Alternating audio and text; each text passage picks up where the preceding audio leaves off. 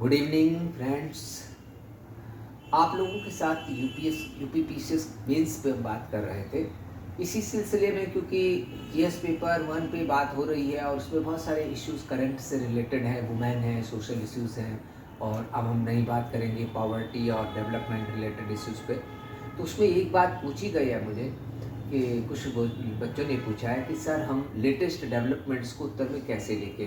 तो आप न्यूज़पेपर जो पढ़ते हैं तो न्यूज़पेपर पढ़ते समय ये चीज़ ध्यान रखें कि मुझे न्यूज़पेपर में से अपने आंसर्स के लिए कुछ पॉइंट्स खोजने हैं, चाहे वो पॉपुलेशन से रिलेटेड हो, चाहे वो सोशल इश्यूज से रिलेटेड हो। अब जैसे हमने इससे पहले आपके साथ वुमेन एम्पावरमेंट और महिला समाज से जुड़े हुए मुद्दों पर चर्चा करी थी।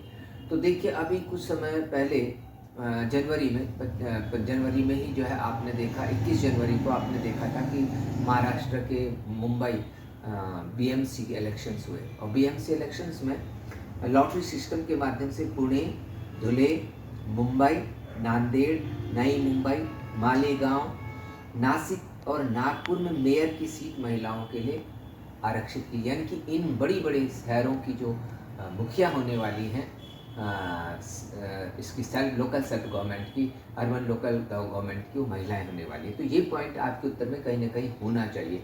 ये महिलाओं की बढ़ती भूमिका को दिखाता है। इसी तरह से अगर आप पॉवर्टी पे लिख रहे हैं कोई उत्तर पॉवर्टी और डेवलपमेंट में, तो उसमें उत्तर प्रदेश सरकार की नीतियाँ और भारत सरकार के नीति आयोग के डाटा, जो लेटेस्ट डाटा आ रहे हैं, वो आप अपने उत्तर में जरूर इंक्लूड करें। इससे उत्तर को हम जीवंत बना देते हैं, जिसको हम कहते हैं लिविंग, एकदम से कि एकदम कटिंग एज उसमें जानकारी आ जाती है। तो आप जितना नई जानकारी अपने उत्तर में समावेशित करेंगे, उतना ही आपका चांसेस सिलेक्शन का बढ़ जाता है। तो मेरी शुभकामनाएं, लिखते रहिए, पढ़ते रहिए। Good evening.